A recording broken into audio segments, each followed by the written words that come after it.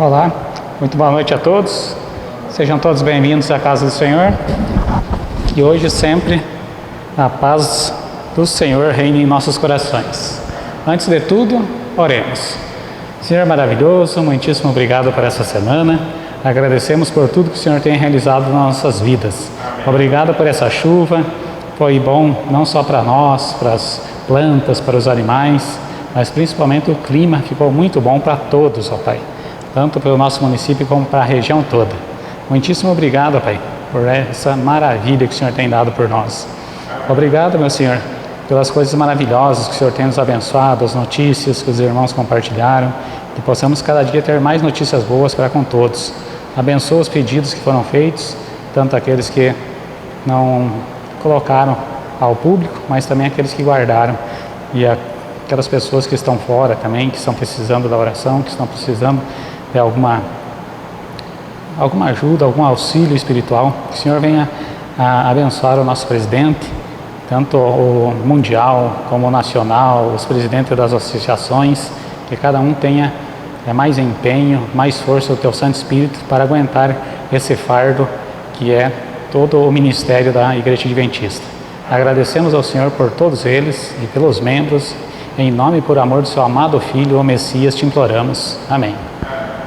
Hoje vamos dar uma estudada na doutrina da nossa igreja que fala a respeito da ceia. A ceia que o Senhor fez. Alguns chamam de Santa Ceia, outros dizem a última ceia do Messias aqui na terra, né? Que ele compartilhou com todos os seus 12 apóstolos, a sua última.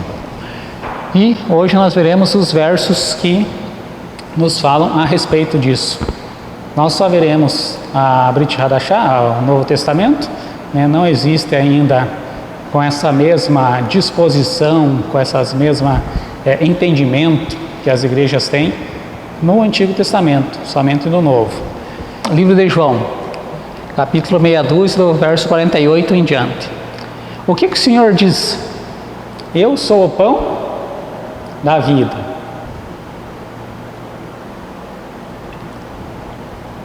Ele diz que Ele é o pão da vida. Vossos pais comeram maná no deserto. Lembra o que era o maná? Era uma coisinha que o Senhor mandava, uma espécie de sementinha, mais ou menos do tamanho de uma sementinha de coentro, pequenininha. Cita que ela tinha o sabor de mel. Alguns chegam até a dizer que ela tinha o sabor que a pessoa imaginasse, o paladar dela quisesse. Eu até não lembro de ter lido isso na Bíblia, a não ser que seja no original em hebraico que queira significar isso. Mas o que a minha tradução diz é que ela tinha gosto de mel. Então imagina essa sementinha, né? Gosto de mel.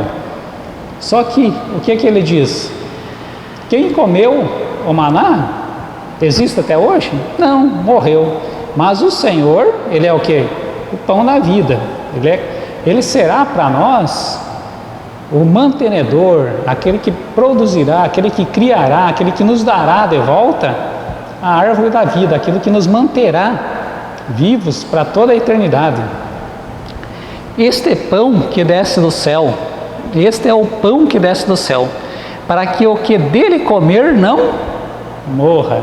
Ou seja, aquele que fizer a ceia com Ele, aquele que fizer a união com Ele, a comunhão com Ele, o que vai acontecer? Não irá morrer. Eu sou o pão vivo que desceu do céu. Se alguém comer deste pão, viverá para sempre. E o pão que eu der é a minha carne, que eu darei pela vida do mundo. Olha só. Qual que é o pão principal? É Ele, a vida dele, o sangue dele, que Ele deu para fazer a união, fazer o concerto entre novamente a terra e o céu. Aquele concerto que a Eva e Adão desleixaram e acabaram entregando nas mãos de Satanás. Aquele conselho, aquele poder que eles tinham antes da queda. Ele iria restaurar tudo, mas só restaurar quando? Derramasse o seu sangue por nós. Próximo. Os próximos versos. Disputavam, pois, os judeus entre si, dizendo: como nos pode dar a sua carne a comer? O que eles não entendiam? Né? Eles achassem, vai cortar o pedaço, mas não é uma carne kosher, como assim, não é uma carne kosher, não é uma carne pura. Nós temos a carne impura, nós não estamos em Levítico 11 liberados para alimentação, né? Então eles ficavam imaginando isso, como que ele vai dar a carne dele para comer se a nossa carne é impura? Mas Jesus, pois, lhes disse: na verdade eu vos digo que, se não comerdes a carne do Filho do Homem, ou seja, não fizerem a comunhão com Ele, não fizerem amizade com Ele, não serem íntimos dEle, e não beberdes o seu sangue, não tereis vidas em vós mesmos. Quem come minha carne e bebe o meu sangue tem a vida eterna, e eu o ressuscitarei no último dia. Então aquele que tem comunhão com Ele, aquele que se prostra para Ele, aquele que se achega até Ele, ele vai estar em intimidade, ele vai estar como se estivesse em um só com o Messias, ele vai estar enxertado na videira e vai ter a oportunidade de no último dia ressuscitar. Próximo. João, agora os versos 55 ao 57. Porque a minha carne verdadeiramente é comida, o meu sangue verdadeiramente é bebida. Quem come a minha carne e bebe o meu sangue, permanece em mim e eu nele. Olha só, aquele que participa do Senhor, aquele que procura estar sempre próximo do Senhor, vai estar sempre junto, vai estar sempre em comunhão com Ele.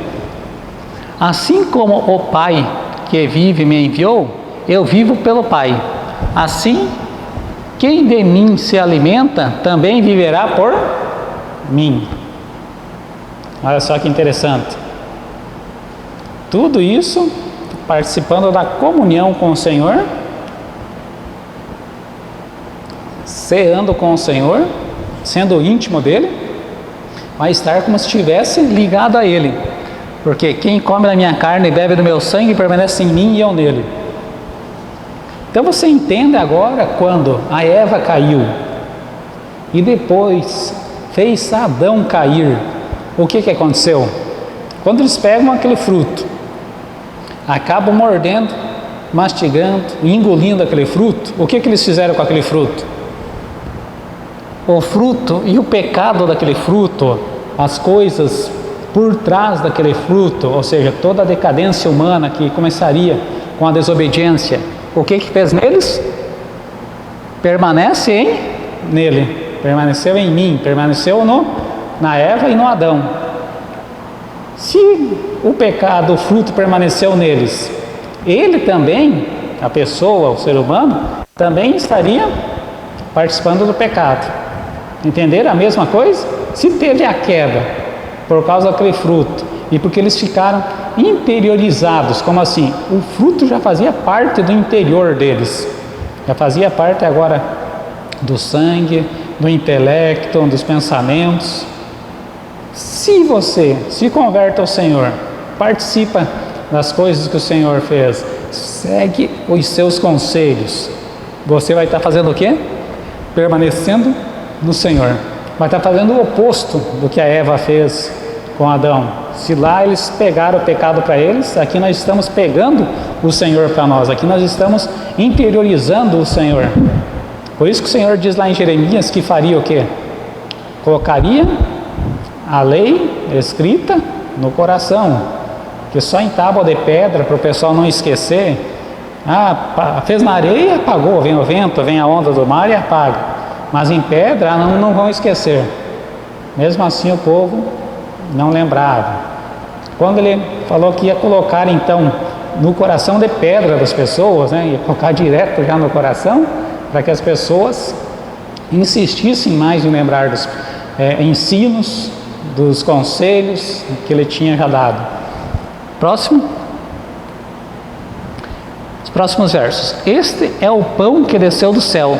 Não é o caso de vossos pais, que comeram maná e morreram. Quem come deste pão viverá para sempre. Ele disse essas coisas na sinagoga, ensinando em Cafarnaum. Muitos, pois, dos seus discípulos, ouvindo isso, disseram: dura este discurso, quem o pode ouvir? Olha só, e ali muitos se escandalizaram nele. Como assim?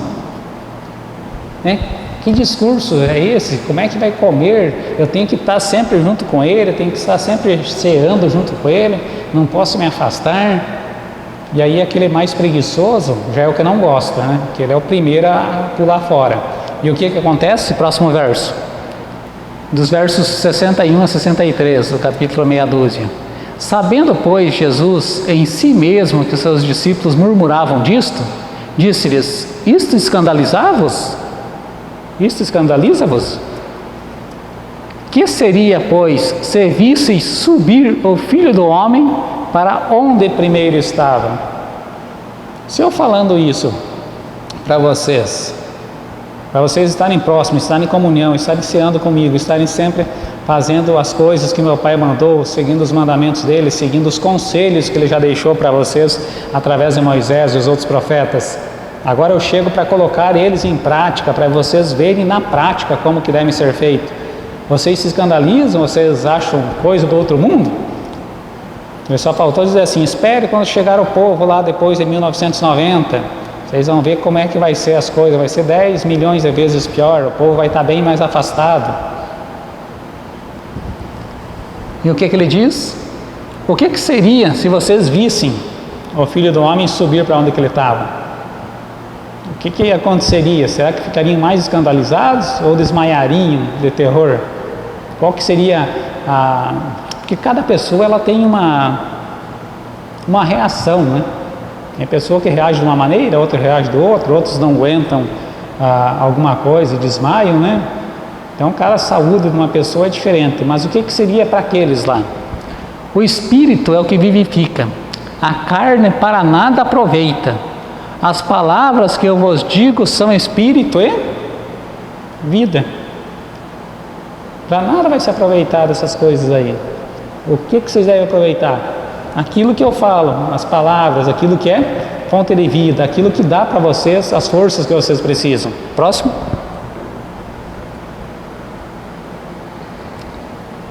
Agora capítulo 13 de João, verso 1 e 2.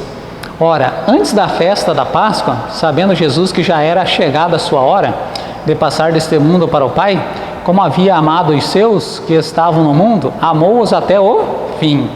E acabada a ceia. Como que eram as ceias daquela época? Muitas vezes, como o nome já diz, ceia seria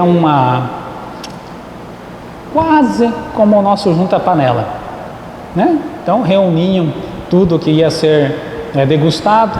Como o nosso pastor comentou, que as pessoas, alguns até confundem, que outro dia eu vi num programa do Região Só, e o outro pastor comentou que era feita a ceia no domingo.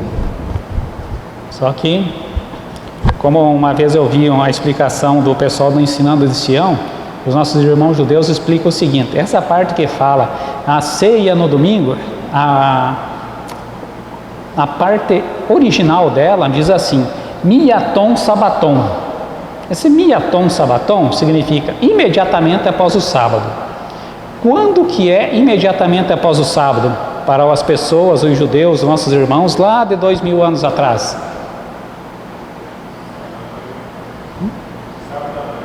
Sábado à noite, deu 6 horas da tarde, né, do sábado, começou o primeiro dia da semana. Miaton sabaton, imediatamente após o sábado. Vamos imaginar o nosso culto de pôr do sol, quem faz culto em casa, ou aquela pessoa que faz uma oração em casa, no final do dia. Ela fez a oração, né? Estou entregando esse dia para o Senhor, que o próximo dia seja bom. Já está no outro dia. Quando que eles iam cear? Eles iam cear antes do culto ou após um culto? Qual que é o normal? Você fazer o junta-panela antes do culto ou depois do culto? Depois do culto. Fizeram o culto de pôr do sol no sábado. Vamos fazer uma ceia agora? Imediatamente após o sábado, ou seja, já no domingo, no começo da noite, eles faziam a ceia. Entenderam mais ou menos quando alguém te falar que ceavam no domingo? Na verdade é no sábado à noite, logo após o pôr do sol. O nosso pastor diz que eles faziam um jejum em alguns sábados, tiravam o sábado de jejum e aí faziam o culto de pôr do sol e após, né, o pôr do sol faziam aquela ceia que é citada em Atos. Ali, acabada a ceia, tendo já o diabo posto no coração de quem? De Judas Iscariotes, filho de Simão, que o traísse. Há uns 4 anos atrás eu falei que no meio dos apóstolos existiam 2 Judas, lembra? Ali, olha como eles explicam bem o qual dos Judas que é. Que existia o Judas conhecido como Tadeu e o Judas ou Iscariotes. Esse aqui seria o traidor, filho de Simão que o traísse. Próximos versos. Jesus, sabendo que o Pai tinha depositado nas suas mãos todas as coisas, e que havia saído de Deus e ia para Deus, levantou-se da ceia, tirou as vestes e tomando uma toalha, o que ele faz agora? Cingiu-se. Como que é cingir? Mais ou menos seria o que nós falaríamos hoje, enrolou na cintura, né? Enrolou no corpo, né? Colocou ao redor do corpo. Cingiu-se, depois deitou água numa bacia, ou seja, colocou água na bacia e começou a lavar os pés dos discípulos e a enxugar-lhes com a toalha com que estava cingindo. Então estava com a toalha, lavava o pé de um, enxugava, vem cá o próximo, vem cá Joãozinho, Pedrinho, Mariozinho, né? Chamando todo mundo lá. Próximo. Versos 6 ao 9. Aproximando-se, pois, Simão Pedro, que ele disse: Senhor, tu lava-me os pés a mim? Qual que era a briga deles? Não era para ser qual que seria o maior lá no céu? E como que agora ele estava dizendo, né? Ô Senhor, vem lavar o pé de mim? Quer dizer que ele estava começando a se tocar, que ele não era muita coisa? Mas o que? Respondeu Jesus e disse: o que eu faço não o sabes tu agora. Ainda não entendiam muita coisa, eles iam entender só após a ressurreição. Mas tu o saberás depois. Disse-lhe Pedro: nunca me lavarás os pés. Respondeu-lhe Jesus: se eu te não lavar, não tens parte comigo. Você já participou da ceia, você já está junto comigo, você já está em intimidade comigo, mas eu ainda preciso fazer mais isso para te ajudar na limpeza, para tirar as impurezas, para você ir aprendendo comigo. Disse-lhe Simão Pedro: Senhor, não só os meus pés, mas também as mãos e a cabeça.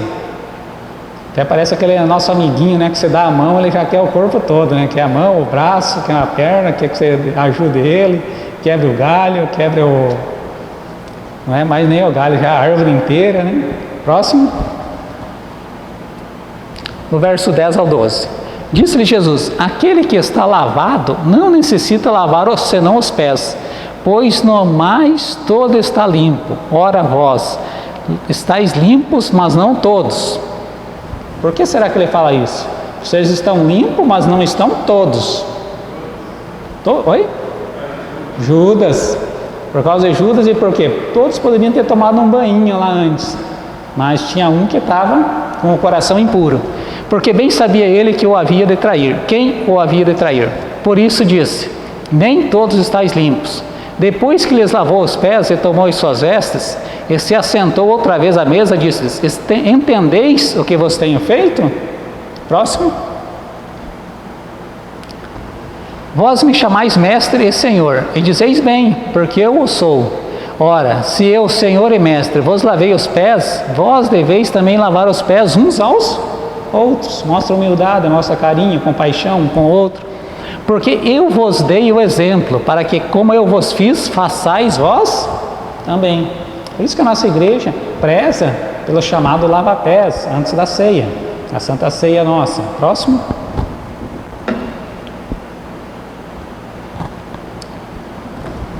Na verdade vos digo que não é o servo maior do que o seu senhor, nem o enviado maior daquele que ele enviou. Claro, né, que sempre o que manda é o que tem poder sobre o outro. Se sabeis estas coisas, bem-aventurados, né? Se sabeis estas coisas, felizes sois se as fizerdes. Próximo. Agora em 1 Coríntios, capítulo 10, versos 16 em diante. Porventura, o cálice de bênção que abençoamos não é a comunhão do sangue de Cristo? o pão que partirmos não é porventura a comunhão do corpo de Cristo? Né? O cálice e o pão não fazem parte do corpo de Cristo?